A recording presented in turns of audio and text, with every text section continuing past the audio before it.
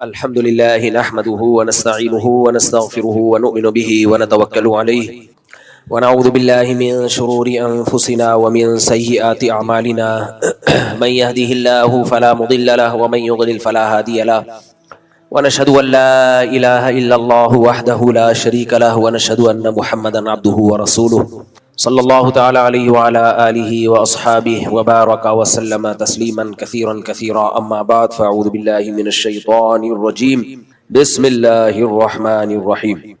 آج کوئی صاحب آئے تھے جنہوں نے میسج بھیجا تھا کہ 20 منٹ بعد دروازہ کھلا ہے، وہ یہاں بیٹھے ہوئے ہیں۔ اچھا شارٹ ہو گئے۔ کوئی صاحب آئے تھے جو کہہ رہے تھے 20 منٹ تک میں گیٹ پہ کھڑا ہوا ہوں، دروازہ نہیں کوئی کھول رہا۔ یہ آئے تھے، پہلے آئے تھے، وہ باہر کسی دوسرے کنٹری سے تھے۔ خیر، نحمدہ ونصلی علی رسولہ الکریم۔ قرآن مجید میں اللہ تعالیٰ کا ارشاد ہے لیبلوکم ایکم احسن عملا، اللہ نے اس لیے پیدا کیا، اللہ دیکھنا چاہتا ہے تم میں اچھا عمل کون کرتا ہے۔ اس مفہوم پر میں بہت دفعہ بیان کر چکا ہوں کہ انسان کو اللہ نے دنیا میں آزمائش کے لیے بھیجا۔ اسی کو تصوف کی اصطلاح میں کہا جاتا ہے اصلاح کرانا اپنی۔ دنیا میں قانون بنتے ہیں انسانوں کی اصلاح کے لیے، لوگوں کی اصلاح کے لیے۔ وہ قانون مجبور کرتا ہے انسان کو انسان بننے پر، لیکن جب انسان کے دل میں اللہ کا خوف پیدا ہوتا ہے اور وہ اللہ کے نبی صلی اللہ علیہ وسلم کو اللہ کا رسول ماننا شروع کر دیتا ہے، تو اس کی سب سے پہلی علامت یہ ہوتی ہے کہ اس کے دل میں اپنی اصلاح کا جذبہ پیدا ہوتا ہے۔ جس آدمی کے دل میں دوسروں کی اصلاح کا غلبہ ہو، اپنے سے غافل ہو، وہ مخلص نہیں ہو سکتا کبھی بھی۔ تو یہ اپنے آپ کو پہچاننے کا کہ میں کتنے پانی میں ہوں، میرا ویٹ کتنا ہے اللہ کی نظر میں، اپنے آپ کو پہچاننے کا سب سے بہتر طریقہ یہ ہے کہ آپ کو اپنی اصلاح کی کتنی فکر ہے کہ میں ٹھیک ہو جاؤں۔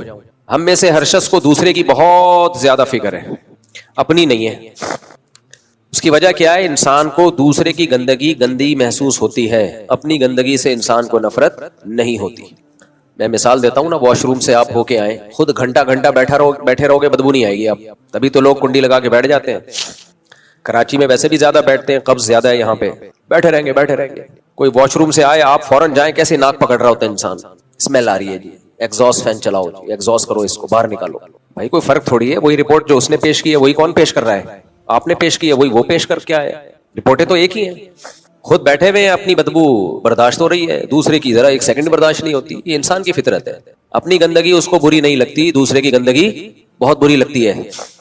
دوسرا کنجوس ہو بہت برا لگے گا، خرچ نہیں کرتا، غریبوں کا خیال نہیں کرتا، خود کنجوس ہو محسوس ہی نہیں ہوتا۔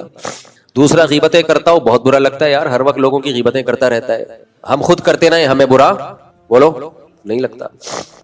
دوسرا بد اخلاق ہو، چیختا ہے، چلاتا ہے، شور مچاتا ہے، بہت برا لگتا ہے۔ خود یہ کام کر رہے ہو بالکل بھی برا بولو نہیں لگتا۔ اور بھی بہت ساری مثالیں، لیکن وہ دوں گا تو آپ فیل کر سکتے ہیں۔ ممبر ہے اس لیے میں نے اتنے احترام سے کہا، آپ کو فیل ہوگا۔ بہت ساری چیزیں جب کوئی دوسرا کر رہا ہو بہت برا لگتا ہے، ہم خود کر رہے ہو ہمیں بالکل بھی برا نہیں لگتا۔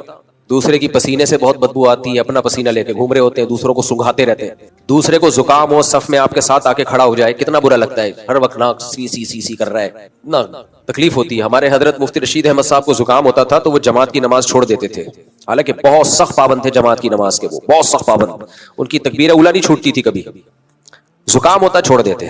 وہ کہتے تھے جب کچا پیاز کھا کے مسجد میں آنا منع ہے، جس کی بدبو سے نفرت ہوگی لوگوں کو، تو زکام میں آ کے ہر وقت ناک کھینچتے رہنا تو اس سے تو ساتھ والے کو زیادہ نفرت ہوگی۔ لیکن آج کل یہ مینرز مارکیٹ سے کیا ہو گئے ہیں، شارٹ۔ زکام کا مریض گھر میں تو اس کو گھسنے نہیں دیتے، تو وہ مسجد میں آ کے ہی کھنکھارتا رہتا ہے۔ آپ وضو خانے پہ دیکھیں، اتنے ماشاءاللہ ٹھپے نظر آئیں گے نا آپ کو، اللہ معاف فرمائے، صاف بھی نہیں کرتے پھر اس کو۔ تو دیکھو انسان ڈنڈے سے سدھرتا ہے، ڈنڈے سے۔ میرے مختلف جگہوں پہ گھر ہے نا، تو ایک گھر میرا ایسا ہے جس کے پڑوسی کوئی ٹائم نہیں ہے ان کا، کسی بھی وقت شور مچانا شروع کر دیں گے، باہر نکلتے ہیں دروازہ اتنی زور سے دھاڑ کرتے ہیں، آنکھ کھل گئی تو گئے۔ ابھی چند دن پہلے یہی ہوا، سو رہے ہیں رات کو 2 بجے، شادی کے پٹاخے، ہمارے گارڈ بھی گھبرا کے نکلے کہ کوئی دھماکہ ہوا ہے، کیا ہوا ہے، نیند گئی ختم۔ تو گھر والوں نے پوچھا یہ کیا ہے، میں نے کہا غریبوں کے علاقے میں رہو گے تو یہ سب کچھ بولو ہوگا۔ غریبوں تو امیروں کے علاقے میں چلے جاؤ بھائی، یہ بھی غریبوں کا نہیں ہے، متوسط لوگوں کا علاقہ ہے، لیکن آپ ڈیفنس میں جاؤ، ملیر کینٹ میں رہو، فیلکن ہاؤس میں جاؤ، وہاں یہ آپ کو حرکتیں نظر نہیں آئیں گی۔ اس لیے نہیں کہ لوگ بہت اچھے ہیں، یہی انڈے بچے ہیں، یہیں سے گئے ہیں سارے ڈیفنس میں بھی اور قانون جہاں مضبوط ہوگا وہاں سب ایک دوسرے کا خیال کریں گے. اللہ کے خوف سے خیال کرنا اس زمانے میں بہت مشکل کام ہے. وہ چند لوگ ہی ہیں مارکیٹ میں جو رات کو 2 بجے فائرنگ نہ کریں یہ سوچ کے کہ کوئی پڑوس میں سو رہا ہوگا. مولانا لوگ خیال نہیں کرتے آج کل, تو غیر مولانا کہاں سے کرے گا؟ جمعے کی تقریروں میں جو بھوپو لگا کے اسپیکر پہ پوری دنیا کو اپنی تقریر سنائی جا رہی ہے. کیوں بھائی آپ کیوں سنا رہے ہیں؟ آپ اپنی تقریر ان لوگوں کو سنائیں جو سننا چاہتے ہیں. جو نہیں سننا چاہتے زبردستی ان کے کان میں کیوں ٹھوس رہے ہو؟ تو مائک لگے ہوتے ہیں نا مسجدوں کے باہر. پہلے زمانے میں مسجد کے قریب گھر کی قیمت بہت زیادہ ہوتی تھی. آج بہت سی مساجد ایسی ہیں گھر کے قریب مسجد قیمت کم ہوگی, کیونکہ پتہ ہے بھائی وہ امام صاحب ہر وقت بھونپو ہاتھ میں منہ میں لے کے کچھ نہ کچھ پروگرام پیش کرتے رہیں گے. سارے امام ایسے نہیں ہوتے لیکن بہت سے ایسے ہوتے بھی ہیں. تو دوسرے کو تکلیف سے بچانا, نبی نے فرمایا المسلم من سلم المسلمون من لسانه ويده. ایک پڑوسی ہمارے وہ جب کسی کو کیا پتا کس کی بات ہو رہی ہے اور پڑوسیوں کو بھی نہیں پتا چل رہا کہ میں ان کی بات کر رہا ہوں. چل رہا ہوتا تو اگلے ہفتے صحیح ہو جاتے نا. اس لیے کوئی کسی کی انسلٹ, کوئی کسی کی نہ دل شکنی ہو رہی ہے نہ کسی کی غیبت ہو رہی ہے, کسی کو پتہ ہی نہیں چل رہا کس کی. خود پڑوسی کو نہیں پتا چل رہا کہ میری بات ہو رہی ہے, وہ سمجھ رہا ہوتا ہے شاید دوسرے میرے پاس یہ آپشن بھی ہے نا 4 پڑوسی, تو میں کسی پڑوسی کی غیبت کروں تو وہ اس کو کیا پتا چلے گا میری غیبت ہو رہی ہے, وہ سمجھ رہا ہے کہ دوسرے والوں کی ہو رہی ہے. بہت سارے فائدے ہیں بھائی, کر لو تم بھی, بہت سارے فائدے ہیں, بہت سارے فائدے. پکڑے نہیں جاؤ گے, کسی سے قرض لے کے کھا جاؤ گے تو پکڑے نہیں جاؤ.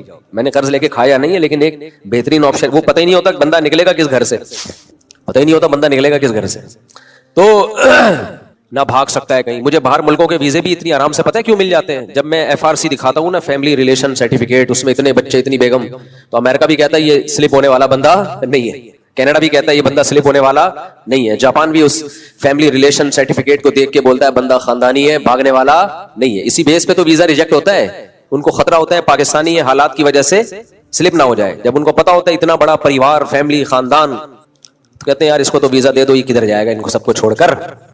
لوگ کہتے ہیں اسی بیس پہ ویزا ریجیکٹ ہو سکتا ہے کہ اتنا بڑا خاندان ہے بیزار آ گیا بھاگ رہا ہے. ایسا نہیں ہوتا.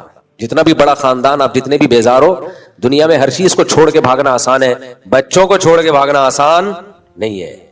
جو لوگ بھاگتے ہیں بچوں کے لیے بھاگتے ہیں, تو بچوں کو چھوڑ کے کہاں سے بھاگ جائے گا بھائی آدمی, کیا خیال ہے؟ تو خاندان کو چھوڑ کے بھاگنا بہت مشکل. تو اس لیے جب تمہارے زیادہ بچے ہوں گے, زیادہ بیویاں ہوں گی, تو ویزا بھی باہر کا آسانی سے لگے گا. آسٹریلیا نے مجھے خود فون کر کے ویزا دیا ہے, کاغذ غلط فل ہو گئے تھے, 2019 یا 20 کی بات ہے. نہ آسٹریلیا کا ویزا دنیا کا مشکل ترین ویزا ہے. ڈاکومنٹیشن میں غلطی کر دی, ایمبیسی سے فون آیا کہ آپ کے ڈاکومنٹس غلط سبمٹ ہوئے ہیں, میچنگ نہیں ہے, آپ اس کو یوں کریکٹ کریں اور پھر دوبارہ سبمٹ کریں. سبحان اللہ. میں نے کہا بتائیں کیسے, اب مجھے یاد نہیں ہو رہا. انہوں نے کہا آپ لائیں پین کاپی لے کر آئیں, آپ لکھیں, ہم آپ کو بتاتے ہیں. اسٹائل دیکھو یار, عزت دیکھو. ہم لے کر آئے, ہم نے لکھا, تو اس نے بتایا یہ طریقہ ہو. اسلام آباد سے فون آیا تھا, ہم نے پھر اس کے حساب سے سبمٹ کیے, لگ گیا ویزا. باہر ملک کوئی کسی سے ٹینشن میں نہیں ہے, وہ سب آپ کو ویزا دینا چاہتے ہیں. نہ ان کو پاکستان سے نفرت ہے نہ کسی اور کنٹری سے, ان کو نفرت ہے ہمارے ایٹیٹیوڈ سے. ان کو پتا ہوتا ہے یہ کمبخت وزٹنگ ویزا لگا رہا ہے, اصل میں بے روزگاری سے بھاگ رہا ہے. یہاں آ کے سلپ ہوگا, پھر اسائلم داخل کرے گا کہ مجھ پہ خطرہ ہے, خود اپنے اوپر حملے کروائے گا, شب برات کے پٹاخے پھٹوائے گا اپنے اوپر, ویڈیو بنائے گا کہ بم دھماکہ ہوا ہے, اور یہاں آ کے سلپ ہو جائے گا. ہمارا کردار ٹھیک ہو تو سب ویزے دینے کے لیے تیار ہیں. دبئی میں بین ہو گئے, ابو ظبی میں بین ہو گئے, یہ سب کیا ہو رہا ہے؟ What's going on? یہ سب اسی لیے ہو رہا ہے کہ ہماری اپنی حرکتیں ٹھیک نہیں ہیں, اس لیے اسپیڈ بڑھا دو. جب بھی میں یہ بولا کروں نا اسپیڈ بڑھا دو, تو اس سے مراد یہ نہیں ہوتا گاڑی کی اسپیڈ بڑھاؤ, پیسے کمانے کی اسپیڈ بڑھاؤ. جب بھی میں یہ لفظ بولوں کہ اسپیڈ بڑھاؤ, یار اس کی مائک تو تیز, آواز تو بڑھاؤ نا. جب بھی میں یہ بولا کروں اسپیڈ بڑھا دو, تو سمجھ جاتے ہو اس کا مقصد کیا ہوتا ہے؟ بیویوں کی اسپیڈ بھی اور بچوں کی اسپیڈ. باقی زیادہ بد دعائیں نہیں لینی خواتین کی. خواتین کہتی ہیں ہم لوگ فیملی کے ساتھ, آپ کا اچھا بھلا بیان چل رہا ہوتا ہے, اتنا ایمان تازہ ہوتا ہے, آپ شادی لا کے بیچ میں گزر سارا خراب کر دیتے ہو, سارا مزہ خراب کر دیتے ہو بیان کا. تو ان خواتین سے میں ایکسکیوز کرتا ہوں اپنے اصل ٹاپک کی طرف. اصل میں تو یہ اصل ٹاپک ہے, وہ ہیں, لیکن چلو اس کو ہم اصل کہہ کے دوسرے ٹاپک کی طرف آ جاتے ہیں. میں بہت ڈھیٹ ہوں, میں نے عزم کیا ہے میں سوسائٹی سے اس لعنت کو ختم کروں گا. دیر سے نکاح اور یہ جو تعدد زوجات, یہ سوسائٹی میں ختم ہو کے جو اس کے سائیڈ افیکٹ ہے نا, بیڑا غرق ہو رہا ہے, مردوں کا بھی عورتوں کا بھی.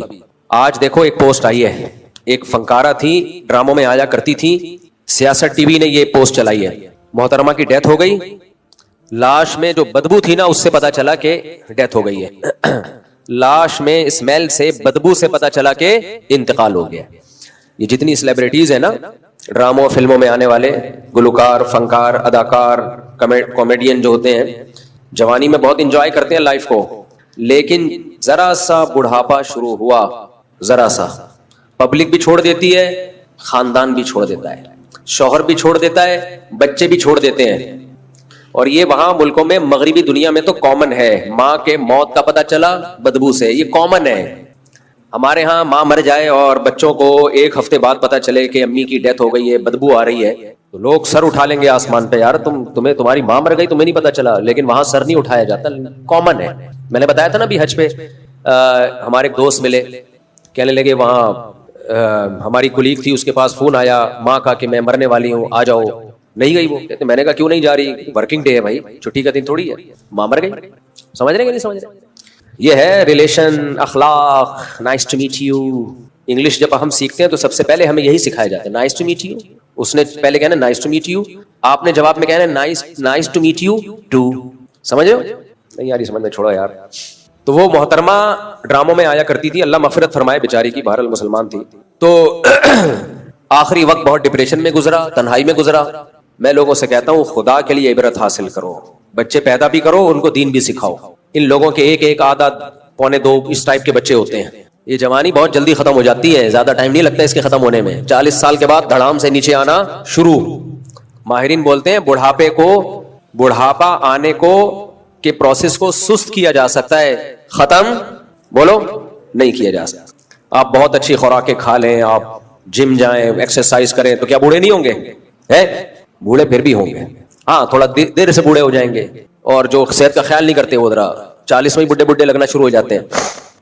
تو یہ بھی بتا دوں, جو بڈھا لگ رہا ہو ضروری نہیں کہ بوڑھا ہو. میں نے بہت سے ایسے دیکھے جو لگتے کچھ اور تھے, نکلے کچھ اور. لگتے تھے کہ بوڑھے ہیں, بڑھاپے میں انہوں نے شادی کی 80 سال میں, رپورٹ پازیٹیو آئی, 2-4 بچے ہو گئے ان کے. اور ایسے بھی بہت سے دیکھے لگتے تھے نکلے نہیں, بیلنس ہی نہیں. خیر پھر ہم دائیں بائیں چلے جاتے ہیں یار. تو اس لیے یہ جو خاندانی نظام پر میں اتنا چیختا رہتا ہوں, اس لیے چیختا رہتا ہوں کہ ہمارے مسلمانوں میں بھی وہی کلچر آ رہا ہے. خاندانی نظام کی ایسی کی تیسی ہو رہی ہے. تو تمہارا بڑھاپا بھی جاپانیوں والا ہوگا, چائنا والا بڑھاپا ہوگا. میں نے بتایا نا ملیشیا میں 2 چائنیز بڈھیاں دیکھی میں نے.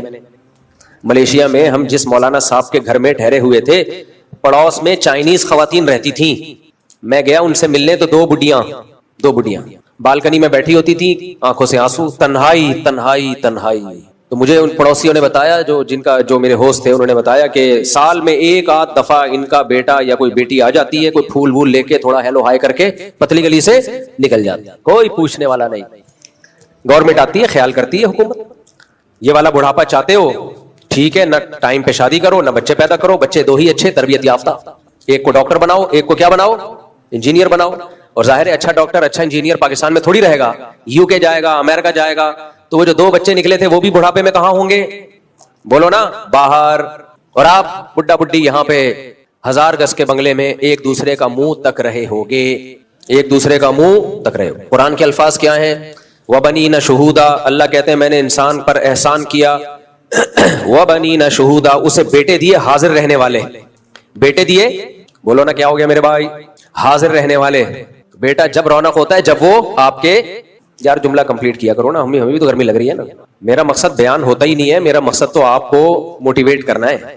میرے جو خالصتاً علمی بیان ہے وہ میرے چینل پہ آپ اسپیچز پہ تفسیر کے لیکچر سن لیں. آپ لوگ کہتے ہیں نا مفتی صاحب آپ ایک آیت پڑھتے ہیں اور دائیں بائیں چلے جاتے ہیں, تو میرے تفسیر کے لیکچر ہیں مفتی طارق مسعود اسپیچز میں, پلے لسٹ میں آپ جائیں گے, اس میں A to Z پورا قرآن ہے. صرف 1 پارہ رہ گیا, وہ بھی انشاءاللہ بھی کمپلیٹ ہو جائے گا. 29 پارے ہو چکے ہیں. 40 منٹ کے 560 یا 61-62 تقریباً لیکچرز ریکارڈ کیے میں نے. وہ خالصتاً قرآن کی ٹو دا پوائنٹ تفسیر ہے, سمجھتے ہو؟ اس میں کسی سے یہ نہیں کہتا کہ فل ان دا بلینکس, یہاں یا نہ میں جواب دیں. وہ ٹو دا پوائنٹ قرآن کی تفسیر ہے, وہ 40 منٹ میں پیش کرتا ہوں. تو جس کو قرآن پورے طور پہ سمجھنا ہے وہ لیکچر سنے. یہ جو مجلس ہوتی ہے جمعہ اور اتوار کی, یہ علمی کم اور اس میں موٹیویشن کا عنصر زیادہ. تھوڑی سی بات ہے لیکن اس پہ موٹیویٹ کرنا ہے, عمل پہ لانا ہے. تو عمل پہ لانے کے لیے 5 گٹکے کی مثالیں بھی آئیں گی, اور واقعات بھی آئیں گے, اور تھوڑا بہت طنز و مزاح بھی ہوگا تاکہ آپ بور نہ ہو. یہ سب کچھ چلتا ہے. مجمع کو بٹھا کے رکھنا ہے نا. میں ایسے افلاطون بن کے یہاں بیان شروع کر دوں, آپ سارے سو جاؤ, تو یہ موٹیویشن تھوڑی ہے. ابا بات سمجھا رہے ہیں اور بیٹا سو جائے خراٹے لے کے, تو اس کا مطلب فالٹ کس میں ہے؟ ابا میں. پتہ ہی نہیں چل رہا یہ نصیحت کر رہے ہیں یا لوری سنا رہے ہیں. تو یہ اسپیکر کا کام ہوتا ہے کہ وہ جب نصیحت کرے, لوگوں کو کسی عمل پہ ابھارنے کی کوشش کرے تو اس کا اسٹائل ایسا ہونا چاہیے کہ لوگ انگیج رہیں اس کے ساتھ, تاکہ لوگوں کا جو ٹائم ہے وہ ضائع نہ ہو. اس میں میرا ٹائم اتنا ضائع نہیں ہوگا, آپ کا زیادہ ضائع ہوگا. ہاں تو ہم یہ عرض کر رہے تھے کہ ہم نے جو بھی مثال دے رہے تھے نا آپ کو کہ یہ جو بیچاری فنکارہ کا انتقال ہو گیا, اور تو کیا ہے یہ باہر ملکوں میں یہی تو ہو رہا ہے, خاندانی نظام کی ایسی کی تیسی. تو ایک بچہ باہر امریکہ گیا ہوا ہے, ایک کہاں گیا ہوا ہے, یو کے گیا ہوا ہے, بوڑھے ماں باپ اکیلے. لوگ کہتے ہیں وہاں بلا لیتے ہیں, بلا کے بھی بیچارے کیا حال ہوتا ہے یار, وہ بات تھوڑی ہوتی ہے. وہ چلے بھی جبھی جاتے ہیں جب ان کا یہاں کچھ ہوتا نہیں ہے, ورنہ بوڑھا کہاں جائے گا اپنے خاندان کو چھوڑ کر, اپنی جگہوں کو چھوڑ کر. تو اس لیے جو شریعت ہے نا اس کو فالو کرو, اسلام کو فالو کرو, اور توکل کس پہ کرو, بولو اللہ. کیونکہ جہاں زیادہ بچوں کی شادیوں کی بات آئے گی فوراً سوال ہوگا کھلائیں گے کہاں سے. بھائی مہنگائی کا دور ہے بھائی, صرف پیدا ہی نہیں کرنا ہوتا, پالنا بھی ہوتا ہے. تو کون کہہ رہا ہے کہ پالنا نہیں ہے؟ ایک مثال دے کے بس آگے چلتا ہوں, میں اصل بیان کی طرف آتا ہوں, یعنی اصل بیان سے ہٹتا ہوں, سوری اصل بیان کی طرف آتا ہوں. تو دیکھو لوگ یہ کہتے ہیں کہ اتنے بچے ان کو پالیں گے کیسے, ہم ان کی تربیت نہیں ہو پائے گی. اللہ تعالیٰ نے نا قرآن مجید میں اولاد کو گفٹ کہا ہے. کیا کہا ہے بولو؟ گفٹ. یہب لمن یشاء اناسا ویہب لمن یشاء الذکور. جس کو چاہتا ہوں بیٹیاں گفٹ دیتا ہوں, جس کو چاہتا ہوں بیٹے گفٹ دیتا ہوں. او یزوجہم ذکرانا و اناسا, جس کو چاہتا ہوں دونوں گفٹ دے دیتا ہوں. مجھے ایک بات بتاؤ, آپ لوگ میرے پاس گفٹ لے کے آ رہے ہو, مثال وہی دینا جو اچھی ہو. میرے پاس گفٹ لے کے آ رہے ہو, ایک لفافے میں $1000, دوسرے میں $10,000, بلکہ مثال جب دینی ہے تو اچھی تو $1 کروڑ. کون سا دے رہے ہو؟ ایک لفافے میں ڈالر رکھنے کے لیے لفافے. خیر بہت سارے گفٹ لے کر آ رہا ہوں. میں کہہ رہا ہوں بھائی میرے پاس تو کوئی پلاننگ ہی نہیں ہے ان پیسوں کو سنبھالنے کی. کوئی صاحب سوٹ لے کر آ گئے وائٹ, یہ لو بھائی. ایک صاحب شوز لے کر, ابے بھائی میرے پاس تو کوئی پلاننگ ہی نہیں ہے ان کو سنبھالنے کی, اس لیے میں نہیں لے رہا. دنیا میں ایسا کوئی دیکھا آپ نے؟ گفٹ میرے بھائی جتنا ہو لیا جاتا ہے, کیونکہ گفٹ ہے, پینلٹی نہیں ہے.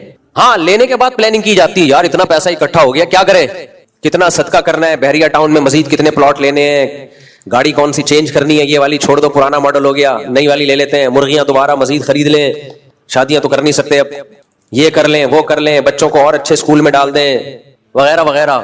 کیونکہ کھپانے کے لیے بہت جگہ میرے بھائی. کبھی دنیا میں کوئی ایسا بے وقوف نہیں ہوگا جس کو آپ نے گفٹ دیا اور کہ یار رکھنے کی جگہ نہیں ہے, وہ کہے گا لے آ بھائی جگہ بنا لوں گا, میں صدقہ کر دوں گا. یار یہ دنیا میں انگریزوں نے ہمیں ڈال دیا حماقت پہ. انہوں نے بولا اولاد گفٹ نہیں ہے بلکہ بوجھ ہے. یقیناً ہے, گوروں کے لیے ہے بوجھ, انگریزوں کے لیے اولاد بوجھ ہے, کیونکہ ان کے ہاں بچے ماں باپ کو نہیں پالتے, تبھی تو وہ کتے پالتے ہیں, کتے پالتے ہیں وہ, ان کے ہاں بوجھ ہے. کو پتا ہے ہمارے کسی کام کی نہیں. اولاد کے رائٹس ماں باپ کے رائٹس سے زیادہ ہیں. پتا ہے مرے ہوئے ہوں گے, پتہ نہیں جنازے میں بھی آئے گا کہ نہیں آئے گا, کچھ آتے بھی ہیں, ایسا نہیں ہے. تو بھائی وہ توحید پرست تھوڑی ہیں, وہ کلمہ گو تھوڑی, ہم کلمہ گو ہیں. تو گفٹ لینے میں پلاننگ نہیں کی جاتی ہے, لینے کے بعد پلاننگ کی جاتی ہے. تو اولاد جب اللہ کی طرف سے گفٹ ہے آنے دو. پھر کیا ہے بھائی؟ اور یار دیکھو gift, there are 2 types of gift. ایک گفٹ ہوتا ہے میں آپ کو دوں, لوگ کہتے ہیں میرے باپ کا گفٹ ہے سنبھال کے رکھوں گا, میرے پیر و مرشد کا تحفہ ہے سنبھال کے رکھوں گا. کیا خیال ہے؟ وہ تو سنبھال کے رکھا جاتا ہے. حضرت مفتی تقی عثمانی صاحب دامت برکاتہم کو کسی ان کے پٹھان شاگرد نے $10 گفٹ میں دیے, بہت غریب تھا. حضرت نے اس کو پلاسٹک کوٹنگ کرا کے رخ لیا. یار ایک غریب آدمی نے گفٹ دیا ہے کتنی محبت سے, وہ $10 ان کے لیے کیا حیثیت اس کی, لیکن انہوں نے کیا کیا, فرمایا کہ میں نے اس کو رکھ لیا, اتنی محبت سے دیا. تو گفٹ کی قدر جب کی جاتی ہے, دینے والا جب آپ کی نظر میں اس کی قدر ہو. گفٹ دینے والے کی اگر قدر آپ کے دل میں ہے تو آپ اس کے تحفے کی بولو قدر کرو گے, چاہے وہ سستا ہی کیوں نہ ہو. دیکھو بقرعید میں ہم گوشت کیوں کھاتے ہیں؟ بقرعید میں اللہ نے 4 دن روزے رکھنا حرام کر دیا کہ نہیں کر دیا؟ کیا خیال ہے بھائی صاحب؟ کیوں؟ اللہ کہتے ہیں میں تمہیں گفٹ میں گوشت دے رہا ہوں, یہ جانور تم نے کاٹا کس کے لیے؟ بولو اللہ کے لیے, میرے حوالے کر دیا, میں اس کا مالک. اب میں نے تمہیں کہا کھاؤ, میری طرف سے کیا ہے دعوت. تو کیا مطلب یہ عام دنوں میں جو ہم بکرے کھاتے ہیں یہ اللہ کے علاوہ کوئی اور کھلاتا ہے ہمیں؟ آپ لوگ بولتے ہی نہیں ہو یار, مزہ ہی نہیں آ رہا. عام دنوں میں ہم جو بکرے کھاتے ہیں یہ کیا جاپان کے سائنسدانوں نے پیدا کیے ہیں؟ یہ بھی تو اللہ نے پیدا کیے ہیں. لیکن اللہ نے کہا روزہ رکھو زیادہ بہتر ہے, شام کو افطاری میں کھا لینا, دن میں کیا رکھو روزہ. لیکن بقرعید میں اللہ نے 4 دن, 3 دن قربانی کے, چوتھا دن بھی روزے کو حرام کر دیا. کیوں حرام کر دیا؟ اس کو اسپیشلی اللہ اپنا گفٹ کہتا ہے کہ بقرعید کا گوشت یہ میری طرف سے تحفہ ہے، گفٹ ہے، میری طرف سے ضیافت ہے. تبھی صحیح حدیث میں آتا ہے ایام اکل و شرب، کھانے پینے کے ایام ہیں یہ. اسلام میں صرف 4 دن ہی ہے کھانے پینے کے، باقی سارے روزے کے ہیں. ایک 5 دن، ایک عید کا اور ایک 4 دن بقرعید کے، جن میں 3 قربانی کے، ایک ایام تشریق. 5 دن ہی ہے اسلام میں کھانے پینے کے، باقی سارا سال کم کھاؤ گے ثواب ملے گا، روزہ رکھو گے ثواب ملے گا. تو یہ کیوں اللہ نے بقرعید میں حرام کر دیا؟ اللہ نے کہا یہ میری طرف سے ضیافت ہے. اب گوشت تو ہم پورا سال کھاتے ہیں، لیکن اس گوشت کی نسبت کدھر کو ہو گئی؟ اللہ کی طرف. اب اس کی ویلیو ہماری نظر میں بڑھ گئی. ہم روزہ نہیں رکھ سکتے. اللہ کہیں گے یہ کیا بات ہے، میں دعوت کر رہا ہوں، تم روزہ اپنے دوست کے ولیمے میں گئے، دوپہر کو بلایا اور آپ کھا نہیں رہے، میرا روزہ ہے. وہ کہے گا یار میں نے تو 1 مہینہ پہلے بتا دیا تھا آج میرا ولیمہ ہے، کسی اور دن نہیں روزہ رکھ سکتے تھے. غصہ آئے گا نا اس کو. اس طرح اللہ کو بھی غصہ آتا ہے. تو اولاد، ہر نعمت اللہ کا گفٹ ہے، لیکن اولاد کو اسپیشلی اللہ نے اپنا گفٹ بولو قرار دیا. یہب لمن، ہبا کرتا ہوں، ہبا گفٹ. تو جو اللہ کا گفٹ ہے اس میں آپ کہہ رہے ہو بچے 2 ہی اچھے، واہ کمال ہو گیا. یہ گورے نے آپ کی کھوپڑی کیا کر دی ہے؟ خراب، کیونکہ اس کی اپنی کھوپڑی خراب ہو چکی ہے. ان کے لیے واقعی وہ پینلٹی ہے، عذاب جان ہے. ہمارے لیے عذاب نہیں ہے میرے بھائی. تو اس لیے اللہ کے گفٹ کو بھی گفٹ سمجھو.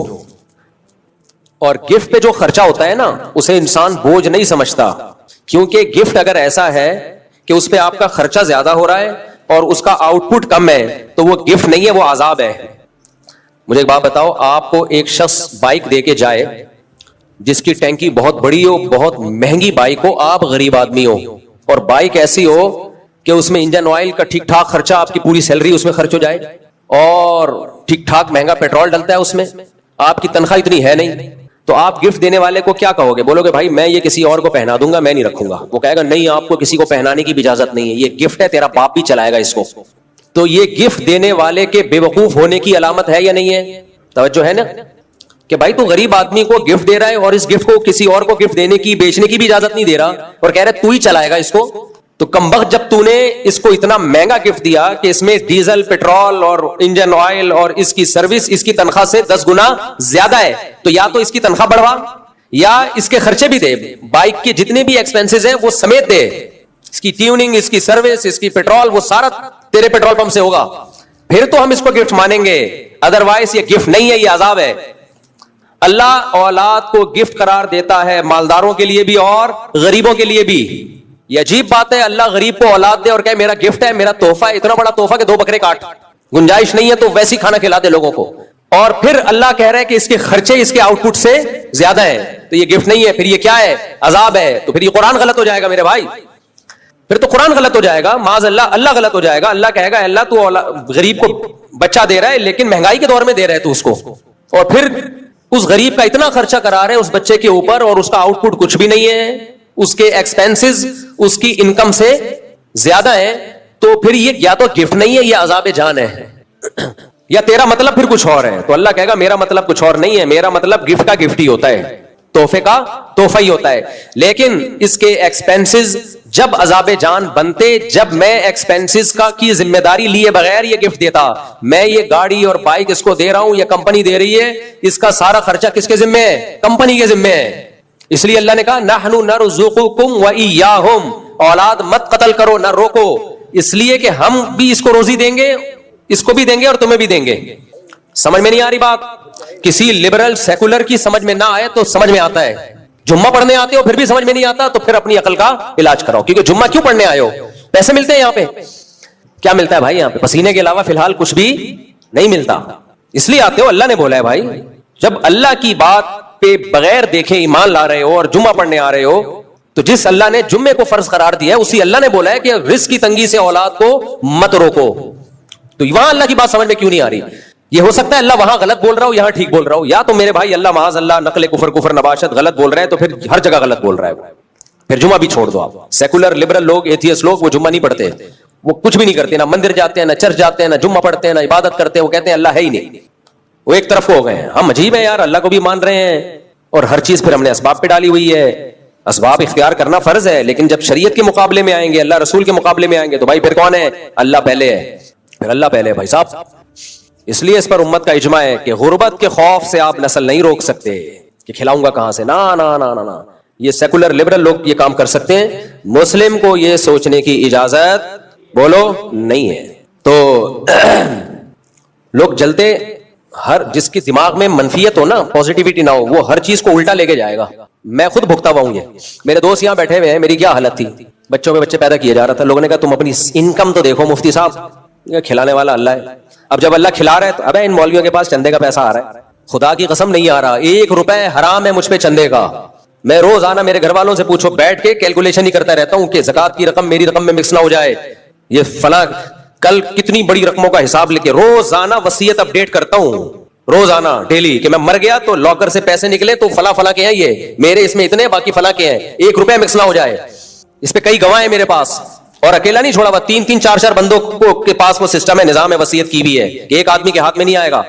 لیکن جب منفی سوچو تو پھر مثبت سوچو تو آپ بولو گے یار مفتی طارق مسعود بولتا تھا نکاح بھی کرو, اولاد بھی پیدا کرو, کھلانے والا کون ہے, اللہ, اور اس نے اللہ پہ توکل کیا, عمل کیا, سارے ماشاءاللہ بچے فٹ فاٹ زندہ, میں بھی زندہ. کتنے لوگوں نے مارنے کی کوشش کی, صرف اسی برکت سے نہیں مرا میں, کہ اللہ نے کہا یہ مر گیا تو پھر مسئلہ یہ ہوگا کہ لوگ بولیں گے دیکھو یہ ہوتا ہے. مرنے کا کوئی بھروسہ نہیں ہے, کبھی بھی مر سکتے ہیں, لیکن اب تک تو بچ گئے نا, نہ بھوک سے مرے الحمدللہ, نہ کسی اور طرح سے مرے. اب کوئی مار دے تو الگ بات ہے یہ سن کے. تو اور اپنے ساتھ کے بھی ہم نے لوگوں کو دیکھا, بچے بھی ہو رہے ہیں, شادیاں بھی. اب ہمارے جو دوست ہیں جن کا میں اکثر نام لیتا رہتا ہوں, بیچارے کی محدود آمدن ہے, بچے بھی پیدا ہو گئے, بڑے بھی ہو گئے, بچوں کی شادیاں بھی کرتی ہیں, ان کے بھی بچے ہو گئے, اور بیچارہ پیسے والا سوچتا رہے گا ایکچولی ابھی آمدن اتنی ہے تو ایکچولی اس میں اتنے ہو سکتے ہیں, ایکچولی وہ ایکچولی کرتے کرتے بڈھا, 1000 گز کا بنگلہ, پھر وہ کہے گا ایکچولی کا ٹائم نکل گیا. تو توکل پیدا کرو, اللہ چہروں پہ رونق لے کر آئے گا. ہر وقت یہ جو منہ خراب ہے نا ہمارا, اچھا یہ نیگیٹو سوچ دونوں طرف سے, اس طرح سے بھی ایک اور طرح سے. ابھی پاکستان نے جنگ جیتی الحمدللہ انڈیا کے خلاف, ساری دنیا میں ہماری عزت ہو گئی. میں سعودی عرب گیا, سعودی بھی مل رہے ہیں ماشاءاللہ, واللہ پاکستانی, واللہ پہلے نہیں ملتے تھے. سیلفیاں لے رہے ہیں پاکستانیوں کے ساتھ, سعودی مزدوروں کے ساتھ, اتنی عزت ہو گئی. خوش ہونا چاہیے, لیکن نہیں. ابے یہ سب پری پلان تھا, ابے یہ سب ڈرامے بازی تھا, ابے مودی نے پہلے سے طے کیا ہوا تھا کہ میری بھی مٹی خراب ہو رہی ہے, تمہاری بھی مٹی خراب ہو رہی ہے, تو میں تم پہ حملہ کروں گا, جواب میں تم نے مجھ پہ حملہ کرنا ہے, دونوں کی عزت ہو جائے گی. گورنمنٹ کی طرف سے الٹا سوچنے پر کوئی پابندی نہیں ہے, منفی سوچتے رہو بیٹھ کے. بھائی ڈالر اسٹیبل ہو گیا یار, 285 پہ آ کے رک گیا, ورنہ تو بہت اسپیڈ سے اوپر جا. اب یہ سب ڈرامہ ہے, یہ دکھانے کے لیے. اب کتنا عرصہ دکھائے گا آدمی, دلہن کو بیوٹی پارلر میں لے جا کے بدصورتی چھپا دی تو کیا ساری زندگی چھپی رہے گی؟ چلو رخصتی والی رات کو نہیں پکڑی گئی, 2-4 دن نہانے کے بعد تو پکڑی جائے گی نا, اور اگر 1 سال تک پکڑی نہیں گئی تو پھر ٹھیک ہے یار, اسی کو انجوائے کرو. جب آرٹیفیشل خوبصورتی میں بھی تمہیں اوریجنل نظر آ رہا ہے تو ٹھیک ہے نا, مقصد تو حاصل ہو گیا. اب دلہن تیار ہو کے آئی, شوہر کے دماغ میں جو ہے وہ منفیت ہے, وہ کہہ رہا ہے کہ نہیں ایکچولی تم اصل میں خوبصورت نہیں ہو, یہ بیوٹی پارلر کی محنت ہے. دلہن کہے گی بھائی 1 ہفتے تک محنت ہوتی ہے, 2 ہفتے ہوگی, سال ہو گیا, 2 بچے پیدا ہو گئے, کہے گا نہیں اصل میں میرے ساتھ دھوکا ہوا ہے, تم اتنی خوبصورت ہو نہیں جتنی دکھ رہی ہو. کہے گی بھائی دھوکا جھوٹ 2-3-4 دن تک چلتا ہے نا, 2 بچے پیدا ہو گئے, منہ کے ابا بن گئے, اور اب کہہ رہے ہو یہ جو میرا رنگ ہو رہا ہے یہ کریم سے ہوا ہے, اوریجنل میں نہیں ہے. تو یہ ہماری قوم کا اس وقت حال ہو گیا ہے ملک کے بارے میں, پاکستانیوں کا. ملک کے خلاف اتنی نیگیٹیوٹی ہے کہ بے شمار پازیٹیو چیزیں سامنے آ رہی ہیں, مگر میں نہ مانوں. آج میری ایک دوست سے گپ شپ ہوئی, میں نے ان کو انڈیا کے ایک چینل کا لنک بھیجا جس میں انڈیا کہہ رہا ہے کہ مودی نے ہماری ناک کٹوا دی, پاکستان آرمی کے بارے میں یہ کہا یہ تو کمزور ہیں, ان کے پاس تو جہاز نہیں ہے, رافیل کی ایسی کی تیسی کر دی, یہ کر دیا وہ کر دیا, اور یہ کیا ہو گیا. میں نے کہا دیکھو دشمن کہہ رہا ہے کہ ہم جیت گئے, اور پھر انڈیا کہہ رہا ہے امریکہ نے پاکستان کے چیف کو بلایا ہے, بھائی زہرانہ دے رہا ہے اس کو, لنچ پہ بلایا ہے, یعنی ہمیں پوچھ نہیں رہے, پوچھ کس کو رہے ہیں, پاکستان کو پوچھ رہے ہیں, آرمی چیف کو بلا رہے ہیں. یہ انڈیا غم سے, جو ان کا چینل ہے نا مودی, جو مودی کے فیور میں لوگ ہیں, وہ غم سے نڈھال ہو رہے ہیں. یار اب ہمیں تو امریکہ تو طاقتور کو سلام کرتا ہے بھائی. امریکہ نے دیکھا یار تم ہار گئے تو تیل تو ان تیلوں میں نہیں ہے, تیل تو پاکستان میں ہے, تو وہ تو ہاتھ بڑھائیں گے نا دوستی کا. وہ کہیں گے یار یہ چائنا کے ساتھ کیوں اتحاد کر رہے ہو, آؤ ہمارے ساتھ اتحاد کرو. اب اس اتحاد کے نتائج کیا سامنے آئیں گے, فائدہ ہوگا یا نقصان ہوگا, یہ تو ایک الگ بحث ہے, یہ تو فیوچر میں پتا چلے گا. اللہ کرے فائدہ ہو نقصان نہ ہو, نقصان بھی ہو سکتا ہے, کچھ بھی ہو سکتا ہے, لیکن اتنی بات تو پازیٹیو ہے نا کہ بھائی پہلے تو وہ آپ کو اتنا پروٹوکول بولو نہیں دے رہے, اس بھی دیکھ لیا بھائی صاحب دوستی کا ہاتھ بڑھاؤ, اب آپ کو عزت ملی ہے, اس پہ بھی لوگ کہہ رہے ہیں نہیں یہ تو پہلے سے ملی بھگت تھی دونوں کی, ملی بھگت تھی دونوں کی, یہ تو پہلے سے پلان تھا کہ ہم یوں کرنا پھر یوں کرنا پھر یوں کرنا پھر یہ کرنا وغیرہ وغیرہ بناتے رہو, اور معلومات 1.5 انچ کی بھی نہیں ہے. بالکل وہ جو میم بنائی ہے نا کسی نے, ہمارے تبصروں کی حالت کیا ہے, جو ہم تبصرے کرتے ہیں بیٹھ کے, شارٹ کلپس آتے ہیں نا, میں نہیں دیکھتا, کبھی کبھار دیکھتا ہوں, لیکن جب دیکھتا ہوں تو پھر خاندانی چیزیں دیکھتا ہوں. وہ ایک شارٹ کلپ آتے ہیں, اس میں وہ لڑکے لال رنگ کا ماس منہ پہ چڑھا کے آتے ہیں. ایک ہی لڑکا ہے میرا خیال ہے, بہت سارے کردار کر رہا ہوتا ہے, آنکھیں خالی کھلی ہوئی ہوتی ہیں, کوئی بے حیائی نہیں ہے اس میں. تو اس نے بتایا کہ جیسے انڈا موڑ کے ہوٹل پہ نہیں لوگ لڑکے بیٹھے ہوئے ہوتے ہیں, لونڈے لپاڑے بیٹھے ہوئے, باتیں کیا ہو رہی ہیں. ایک کہہ رہا ہے یار بزنس شروع کرتے ہیں, دوسرا کہتا ہے دیکھ بھائی اگر بزنس کرنا ہے 50 لاکھ سے کم میں نہیں ہوگا. مزاق, اگر خاندانی بزنس کرنا ہے تو 50 سے کم میں نہیں. دوسرا کہتا ہے 50 کرنا ہے تو پھر 1 کروڑ سے شروع کرو. اتنے میں وہ چائے والا آیا, پوچھتا ہاں بھائی کتنی چائے, کہتے ہیں 3 چائے. پھر خیال آیا 3 چائے کے پیسے تو ہے نہیں, ایسا کر 2 لیا, ہم دونوں ایک ہی میں آدھی آدھی کر لیں گے. اس نے کہا اچھا ٹھیک ہے. پھر باتیں شروع, کہتا ہے یار 1 کروڑ, کہتا ہے ٹھیک ہے 1 کروڑ میں دوں گا. کہہ رہے پھر جب تینوں اگر پارٹنرشپ کر رہے ہیں تو 3 کروڑ تو ہونے چاہیے. مزہ جب ہی آئے گا جب کم سے کم کس میں ہو, 3 کروڑ. پھر وہ آیا پراٹھا, اب مجھے پورے الفاظ یاد نہیں ہے نا ان کے, جتنا مجھے یاد رہ گیا اپنے الفاظ میں بیان کرتا ہوں. میسج دیا بڑا خاندانی میسج. پراٹھا, وہ کون سا پراٹھا, آج کل ایک اور پراٹھا آ رہا ہے نا چیز کا پراٹھا. تو انہوں نے کہا یار وہ رہنے دے, سادہ پراٹھا لے. کیوں بھائی, ابے پیسے نہیں ہیں. ایک پراٹھے میں 3 آدمی شریک ہو رہے ہیں, کٹ چائے منگوا رہے ہیں. جب پیسے دینے کی باری آئی تو پیسے کم نکلے. تو وہ ہوٹل والا کہتا ہے کم بختو, باتیں کروڑوں کی کر رہے ہو یہاں بیٹھ کے, جیب میں دھیلا نہیں ہے. تو ہمارے یہاں جو کہتے ہیں نا دکان پکوڑوں کی اور باتیں کروڑوں کی, تو ایسے بیٹھ کے تبصرہ ملک کے بارے میں ہم کر رہے ہوتے ہیں جیسے ساری نالج اسی پہ آسمان سے نازل ہوئی, اور اس کی بیس ہے نیگیٹیوٹی. ہر وہ خبر جو ملک کے فیور میں جا رہی ہے اس کو جھٹلاؤ, ہر وہ خبر جو کنٹری کے اگینسٹ ہے اس کی تصدیق کرو کہ یہ ٹھیک ہے.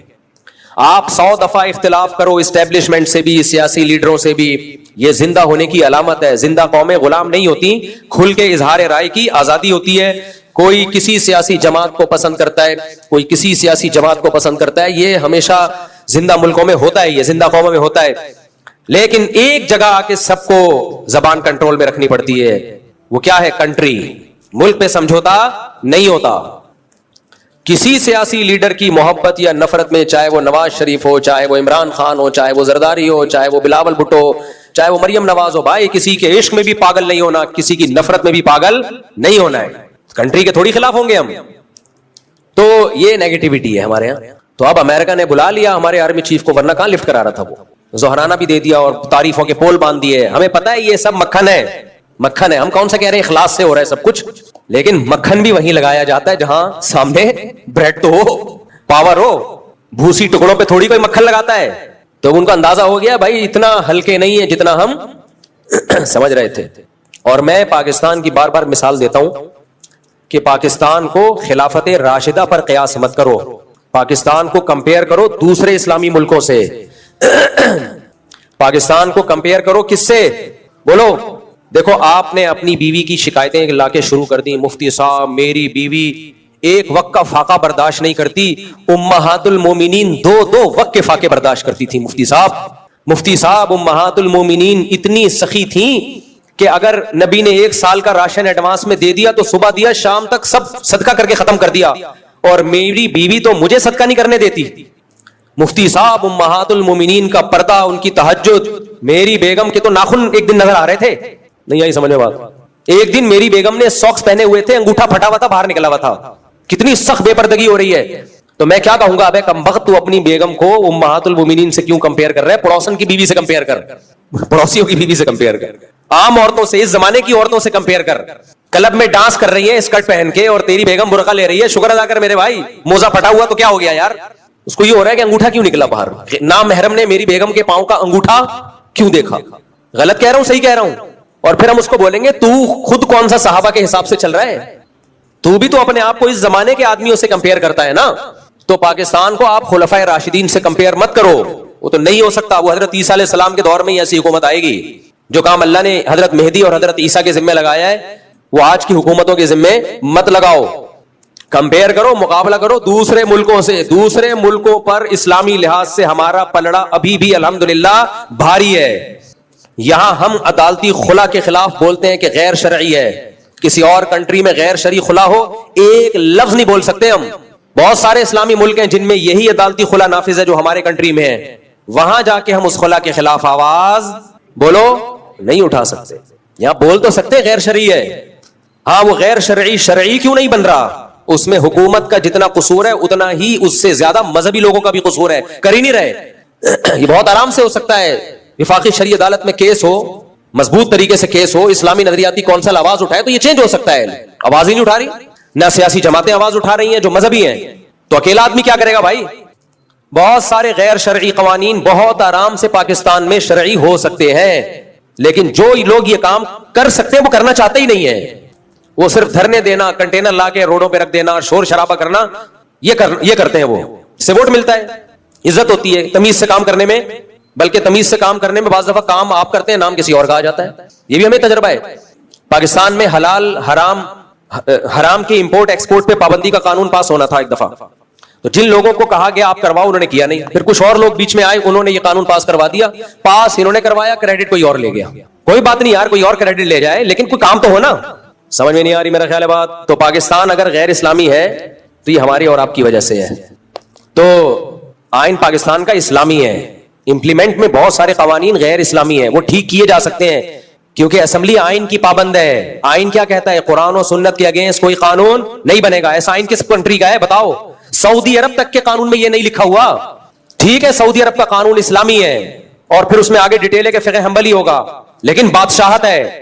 ٹھیک ہے بادشاہ اس کا پابند ہے، لیکن بادشاہ پابند ہوتا ہے؟ بادشاہ اگر کوئی قانون چینج کر دے کوئی آواز اٹھا سکتا ہے؟ یہاں تو آواز اٹھائی جا سکتی ہے، اٹھا رہے ہیں نا، عدالتی خلا میں کتنی آواز اٹھا رہے ہیں ہم۔ اور بہت ساری 18 سال والے قانون پہ آواز نہیں اٹھائی ہم نے، کھل کے بولے کہ یہ غیر شرعی ہے۔ آپ اپنی بچی کی شادی 18 سال سے پہلے بھی بولو کر سکتے ہو، اگر بچی کا فائدہ ہے۔ بچی کا فائدہ نہیں ہے، اس پہ ظلم کا خطرہ ہے، پھر جائز نہیں ہے۔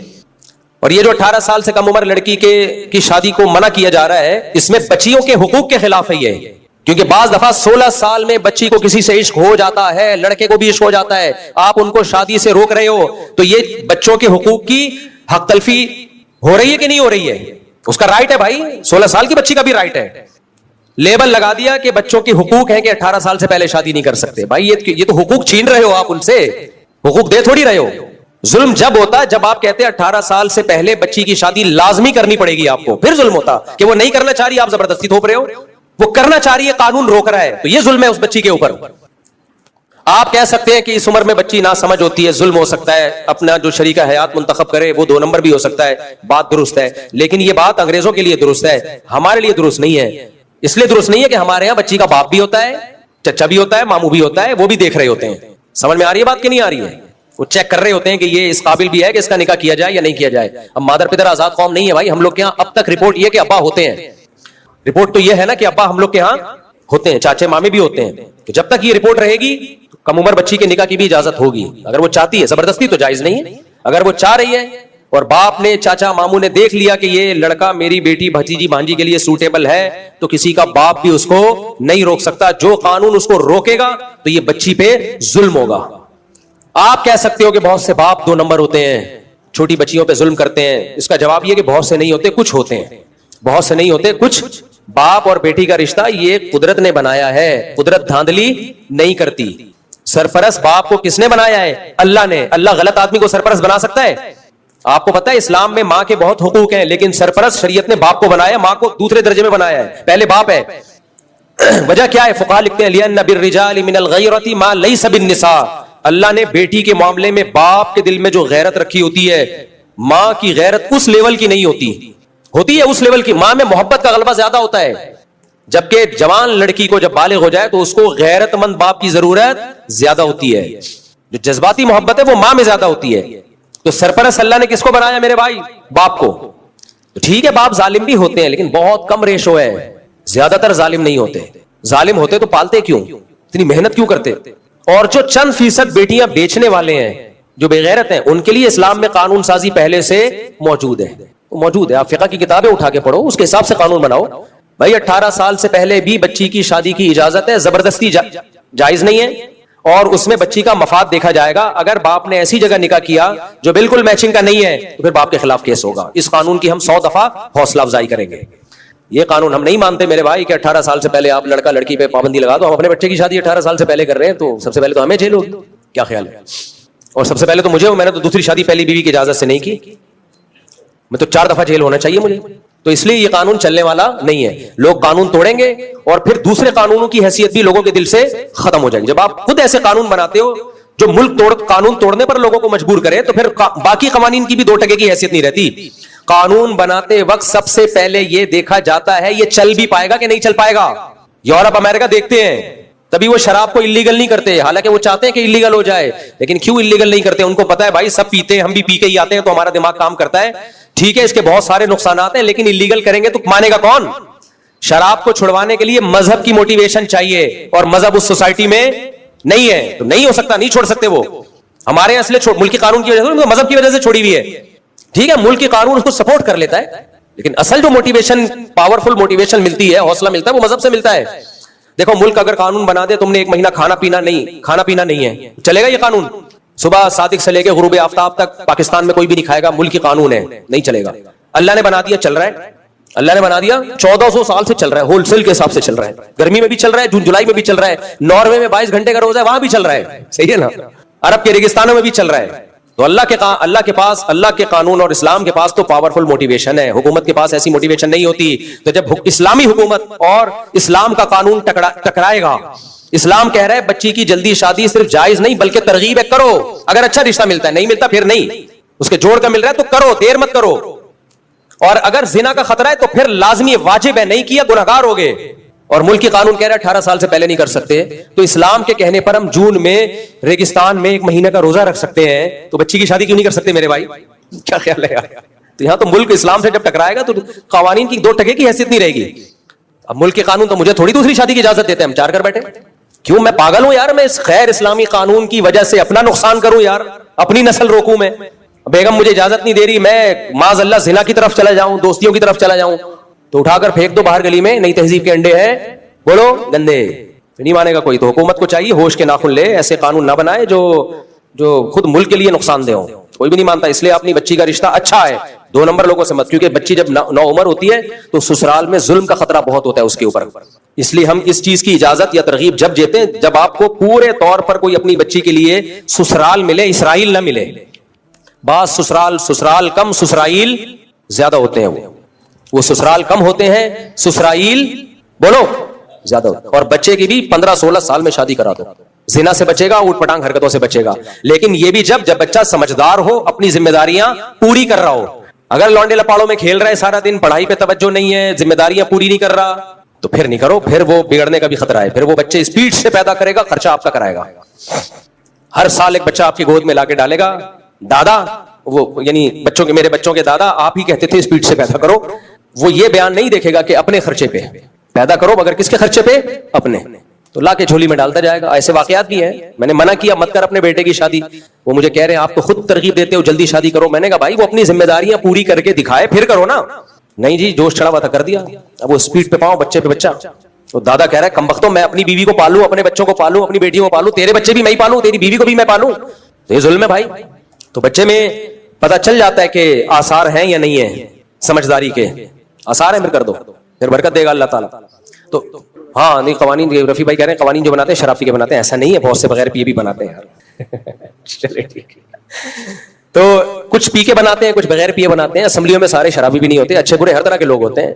سب کو ایک ہی لاٹھی سے نہیں آگنا چاہیے. میں چاہ رہا ہوں رفیع بھائی کو اسمبلی میں پہنچا دیں ایک دفعہ, پھر رفیع بھائی ہی ہوں گے, پھر کسی کی نہیں چلے گی. تو خیر کیا بات چل رہی تھی میرے بھائی؟ اٹھا کر پھینک دو باہر گلی میں, نئی تہذیب کے انڈے ہیں, بولو گندے. دیکھو جب ہم پیغمبر صلی اللہ علیہ وسلم کو نبی مان لیا, یا تو مانتے نہیں مانتے تو جمعہ پڑھنے کی ضرورت نہیں تھی. جمعہ نہیں, عیسائی پڑھتے ہیں جمعہ, آپ سب جمعہ پڑھنے آئے ہو تو اس کا مطلب مانتے ہو نا, ورنہ کیا مل رہا ہے جمعہ پڑھ کے آپ؟ تو جب مانتے ہو تو پھر بھائی ومن اصدق من اللہ قیلا, اللہ کہتے ہیں اللہ سے زیادہ اچھی بات, سچی بات کسی کی بولو نہیں ہو. تو اللہ نے جب کہہ دیا جھوٹ پھنسواتا ہے, سچ نجات دلاتا ہے. اللہ نے جب کہہ دیا وَمَن يَتَوَكَّلْ عَلَى اللَّهِ فَهُوَ حَسْبُهُ, جو اللہ پہ اعتماد کرتا ہے, اللہ پہ توکل کرتا ہے, اللہ اس کے لیے کافی ہو جاتا ہے. تو پھر ہمیں کس پہ توکل کرنا چاہیے؟ اللہ. پھر یہ سیکولر لبرل لوگوں کی باتیں چھوڑ دو, جو یہ کہتے ہیں کہ ایکچولی یہ تربیت نہیں ہو پائے گی, فلاں نہیں ہو پائے گا, یہ سب ان کی باتیں ہیں. ان کی اپنے بچوں کی تربیت دیکھ لو آپ. تو منفیت چھوڑ دو میرے بھائی, مثبت دماغ رکھو, اچھا سوچنا شروع کر دو. اللہ نے ہمیں منفی سوچنے کا حکم دیا ہے یا مثبت سوچنے کا حکم دیا ہے؟ ہاں, میں اپنے دوست کا واقعہ سنا رہا تھا, ان کو میں نے میسج بھیجا, میں نے کہا دیکھو انڈیا بھی اب کہہ رہا ہے کہ یار عزت مل رہی ہے اور امریکہ بھی اب پاکستان کو عزت دے رہا ہے. تو انہوں نے کہا اب مفتی صاحب یہ 10 سال پہلے ڈونلڈ ٹرمپ کے یہ امریکہ کے ساتھ پاکستان کا ایک پلان تھا 10 سال پہلے کہ پہلے ایسا ہوگا کہ میں مودی سے حملہ کرواؤں گا, پھر تمہاری مدد کر کے انڈیا پہ حملہ کرواؤں گا, اس سے تمہاری ہو جائے گی بلے بلے, پھر اس کے بعد میں ایران کو بولوں گا امریکہ پہ اٹیک کرے. پہلے میں ایران پہ اٹیک کروں گا, پھر ایران کو میں نے سمجھایا ہوا ہے تمہیں کوئی نہیں پوچھ رہا, میں اٹیک کر کے تم کو ہیرو بناؤں گا, پھر تم اٹیک کرو گے تمہاری بھی بلے بلے ہو جائے گی, تو پھر دونوں مل کے میرے ساتھ مل کے گریٹ اسرائیل کے پروگرام میں شرکت کرنا. یہ آج کی بات ہے, آج کی. میں نے کہا یار بہت زیادہ ہو گئی یار, میں نے کہا بہت زیادہ ہو گئی ہے. میں نے ان سے کہا, میں نے کہا بھائی آپ کو بات سمجھانا ایسے ہے جیسے اونٹ کو رکشے میں بٹھانا, میری بس ہو گئی ہے مجھ سے, خدا کے لیے میں 1 ہفتے سے اس کا ذہن صاف کر رہا ہوں اپنے دوست کا, کیونکہ اچھے لوگ ہیں, دیندار لوگ ہیں یار, آدمی کہتا ہے نا اچھے لوگوں کو سنبھال کے رکھو, غلط ہاتھوں میں نہ چڑھ جائے. میں نے کہا میری بس ہو گئی, آپ سن رہے ہو, میں نے کہا میری کیا ہو گئی ہے بس. ان کے ساتھ بھی ایک واقعہ دلچسپ, ہمارے ایک دوست ہے, کوئی ٹینشن کا مریض نہ ہو تو بتائے, ہمارے ایک قریبی دوست ہیں, کوئی کہتا ہے نا میں بہت خوش زندگی گزار رہا ہوں, تو ایک دوست ہے میرے فرینڈ ہیں بہت پرانے, ان کو بھیج دوں گا, بھول جاؤ گے خوشی کسے کہتے ہیں, وہ ایسی باتیں کرتا ہے نا. تو وہ ہمارے جو فرینڈ ہیں نا جن کو میں نے وہ اس کے علاوہ ہیں, 15-20 دن سے ذہن سازی کر رہا ہوں کہ مثبت سوچو. جب میں نے یہ کلپ بھیجا تو ان کا یہ رسپانس آیا, اصل میں 10 سال پہلے سے کیا تھی پلاننگ. میں نے کہا بھائی خدا کی قسم اونٹ کو رکشے میں بٹھانا آسان ہے, آپ کو بات سمجھانا ممکن. میں نے کہا آئندہ مجھ سے اس ٹاپک پہ بات نہ کریں, میری راتوں کی نیندیں اڑتی ہیں, میں ڈپریشن میں جاتا ہوں. کہتے ہیں کیا ہو گیا, اپنی رائے دینے میں تو کوئی حرج نہیں ہے نا مفتی صاحب, ظرف بڑا رکھیں, رائے ہے. میں نے کہا یار رائے ہے مانتا ہوں, لیکن رائے دینے کا بھی کوئی حد ہوتی ہے. میں نے کہا دیکھو ہم سوراب کوٹ جاتے ہیں قربانی کا جانور خریدنے, ایک بکرا ہمیں نظر آ رہا ہے جس کی ہڈیوں کا سوپ بنا کے پی سکتے ہیں ہم, بوڑھا سا بکرا 6 دانت کا, ہڈیاں نکلی ہوئی ہیں. ہم نے جا کے اس سے ریٹ پوچھے کہ یار کتنے کا دے رہا ہے, وہ کہے 80 لاکھ کا. پہلے ہم سمجھیں گے شاید 80,000 بول رہا ہے, 800 بول رہا ہے, کہہ رہے نہیں 80 لاکھ کا. غصہ آئے گا کہ نہیں آئے گا؟ میں کہہ رہا ہوں یار تو خالی میں نے بکرا مانگا ہے, تجھ سمیت نہیں مانگا میں نے, خالی بکرا. تو کیا آپ کو غصہ کیوں آ رہا ہے؟ رائے دینے میں تو انسان خود مختار ہے. بھائی صاحب رائے کی بھی کوئی لمٹ ہوتی ہے نا یار, سوپ کے اتنے پیسے لے رہے ہو سوپ کے, اور اس کا بھی یقین نہیں ہے کہ نکلے گا کہ بھی نکلے گا کہ بھی نہیں نکلے گا, یہ بھی نہیں پتا. حد ہوتی ہے نا کوئی, آپ 80,000 بھی بول دیتے تو ہم کہتے ہیں یار بس کرو. تو 10 سال پہلے سے پلاننگ چل رہی ہے, امریکہ اور انڈیا اور پاکستان, ایران نے خاندانی کام کیا, جو بھی اس نے کرنا تھا کیا, اکیلا کھڑا ہوا ہے پوری دنیا کے مقابلے میں. تو اب اس پہ تو تعریف بنتی ہے, ٹھیک ہے جو منفی چیزیں ہیں وہ منفی ہیں, لیکن یہ موقع تو ابھی اتحاد کا ہے نا میرے بھائی, یہ موقع تو اتحاد کا ہے. نہیں ایکچولی یہ خود ہی مروا رہا ہے, خود ہی کروا رہا ہے, خود ہی. ابے 2 آرمی چیف اڑوا دیے خود ہی, کیا ہو گیا میرے بھائی, بس کرو یار. اپنا آرمی چیف اپنے آپ کو مروا رہا ہے, تو یہ کھوپڑی میں آنے والی باتیں نہیں ہیں. خدا کے لیے مثبت سوچنا سیکھو. اور یہ میں نہیں کہہ رہا, یہ اللہ کا حکم ہے. اللہ نے کیا فرمایا, ان بعض الظن اثم, بدگمانی سے بچو, اس لیے کہ بہت ساری بدگمانیاں گناہ ہوتی ہیں, وہ غلط ہوتی ہیں. مثبت سوچنے سے صرف آخرت میں فائدہ نہیں ہوتا, دنیا میں بھی فائدہ ہوتا ہے, صحت اچھی ہوتی ہے, خوش رہتا ہے آدمی. جو منفی سوچتا ہے وہ منفی سوچ کے نفسیاتی بن جاتا ہے, تھوڑے دنوں میں ڈاکٹروں کے پاس جاتا ہے علاج کرنے کے لیے, کیونکہ اس کو ہر چیز سازش نظر آتی ہے. جیسے عاملوں کے پاس آپ چند دن بیٹھ گئے نا, عامل کہے گا فلاں نے جادو, فلاں نے کالا, فلاں نے پیلا علم, فلاں نے یہ کیا ہوا. تھوڑے دن کے بعد آدمی کو ہر جگہ جن, چڑیل, بھوت, وہ سمجھتا ہے کہ جو میری بیوی ہے ہو سکتا ہے یہ چڑیل ہو, بیوی کے روپ میں آئی بھی ہو. میں نے دیکھا یہ حالت ہو جاتی ہے عاملوں کے پاس بیٹھ کے, یہ چڑیل, اس نے یہ کر دیا, اس نے جن بھیج دی, اس نے بندش لگا دی, اس نے یہ کر دیا, اس نے وہ کر دیا, ہر وقت الٹا سیدھا سوچتے رہیں گے. تو یہی حال ہو جاتا ہے منفی سوچنے کا. علماء کے خلاف لوگ منفی بہت سوچتے ہیں, ٹھیک ہے بھائی, 2 نمبر لوگ ہر جگہ ہوتے ہیں, 1 نمبر بھی ہوتے ہیں, 2 نمبر بھی ہوتے ہیں, آپ سبھی کو لپیٹنا شروع کر دیتے ہو. مدرسوں کے خلاف لوگ بہت منفی سوچتے ہیں, بھائی 2 نمبر بھی ہوتے ہیں لیکن 1 نمبر بھی ہوتے ہیں. ضروری نہیں کہ ہر مولوی کھا رہا ہو بیٹھ کے پیسے, جس کے پاس بھی پیسہ ہو وہ 2 نمبر ہی ہو, یا جو مدرسہ بھی ہے اس میں پیسہ غلط ہی استعمال ہوتا ہو. یہ کیسے ہو سکتا ہے؟ اللہ علماء کو گمراہی پہ تھوڑی جمع کرے گا. نہ عقیدت کی اندھی چادر اوڑھ کے بیٹھو, نہ کسی سے, کلٹ کہتے ہیں نا انگلش میں اس کو, نہ کسی عشق میں مبتلا ہو بھائی، نہ کسی کے بغض میں مبتلا ہو، اعتدال کے ساتھ چیزوں کا تجزیہ کیا کرو، اچھے کو اچھا کہو، برے کو برا کہو. اور یاد رکھو سازش بھی ایک حد تک ہوتی ہے، دنیا میں کوئی ایسی سازش نہیں ہے جو اتنی اونچی پلاننگ کر کے بہت اتنا، اللہ نے انسان کو طاقتور نہیں بنایا ہے. یہ کورونا کے بارے میں لوگ کہتے تھے نا یہ جرثومہ پھینکا گیا ہے پوری دنیا کو برباد کرنے کے لیے، اللہ نے انسان کو ابھی اتنا طاقتور نہیں بنایا ہے کہ جب چاہے دنیا کو، نظام کو تباہ و برباد کر دے، ایسا نہیں ہوتا. اب آپ کہہ سکتے ہو ایٹم بم تو کر سکتا ہے، لیکن پھر اللہ نے ایٹمی طاقت کسی ایک کنٹری کو نہیں بنایا، اس کو روکنے کے لیے بہت سارے ملکوں کو ایٹم بم دے دیا اللہ نے تاکہ وہ نہ پھاڑ سکیں. تو فطرت خود انوالو ہوتی ہے، بہت سی چیزوں کو کنٹرول کر رہی ہوتی ہے، فطرت کسی ایک کو بہت زیادہ آگے جانے نہیں دیتی. نبی کی صحیح حدیث ہے، حق علی اللہ الا يرتفع شیء الا وضعه او كما قال صلی اللہ علیہ وسلم، اللہ کے ذمہ یہ لازم ہے کہ جب کوئی بہت اوپر جائے گا اللہ اس کو نیچے لائے گا. طاقت کا توازن اللہ بھی تقسیم کرتے ہیں تاکہ انسان زمین کا خدا نہ بن جائے. تو اس لیے مثبت سوچا کرو میرے بھائی. بیان تو میں نے کہاں سے شروع کیا تھا، کہیں اور کو ختم ہو رہا ہے، کوئی ایسی بات نہیں ہے. اگر اچھی بات سننے کو مل جائے تو کوئی ایسی بات نہیں ہے میرا خیال ہے. تو اللہ تعالیٰ سے دعا ہے اللہ ہمارے ملک کی بھی حفاظت کرے، اور اللہ ہمیں ہمارے ملکی حالات پر خوش ہونے کی توفیق عطا فرمائے. جس کی شادی ہو اللہ دولہا کو خوش ہونے کی توفیق عطا فرمائے. آخری بات کر کے بس بیان ختم کرتا ہوں. ہمارے ایک استاذ ہیں، انہوں نے ایک بات کی کہ پاکستانی قوم کی مثال ایسے ہو گئی ہے کہ جیسے کسی کی شادی ہو تو ایک لوگ مبارکباد دے رہے ہیں دولہا دلہن کو. ایک بندہ کہتا ہے میں حقیقت پسند ہوں، میں دھوکے میں نہیں آتا، میں مبارکباد نہیں دوں گا. کیوں نہیں دے رہا مبارکباد؟ بھائی ہو سکتا ہے ان میں طلاق ہو جائے، ہو سکتا ہے بیوی اتنی ڈپریشن دے کے یہ خودکشی کر لے. دیکھو فلاں رپورٹ ہے جنگ اخبار کی، وہ دیکھو فلاں شادی ہوئی تھی پہلی رات میں کھمبے سے لٹک گیا میاں. ہو سکتا ہے بیوی کھمبے سے لٹک جائے. دیکھو ایک دفعہ ونس اپون اے ٹائم وہ فلاں نے لکھا ہے اپنی کتاب میں، یو کے میں اسی طرح ایک شادی ہوئی تھی، دلہن لٹک گئی کھمبے سے. ہو سکتا ہے سب کی رپورٹیں پیش کر رہا ہے. لوگ بولیں گے کمبخت ابھی شادی ہوئی ہے، یہ امکانات ہیں، ابھی مبارکباد دے دے. سارے مبارکباد دے رہے ہیں. تو امکانات کی دنیا تو بہت وسیع ہے میرے بھائی. جب طلاق اللہ نہ کرے ہو گئی تو پھر رو لینا آ کے. تو ایسا ایٹیٹیوڈ پیش کر رہا ہے کہ نہیں بھی ہو تو ہو جائے گی.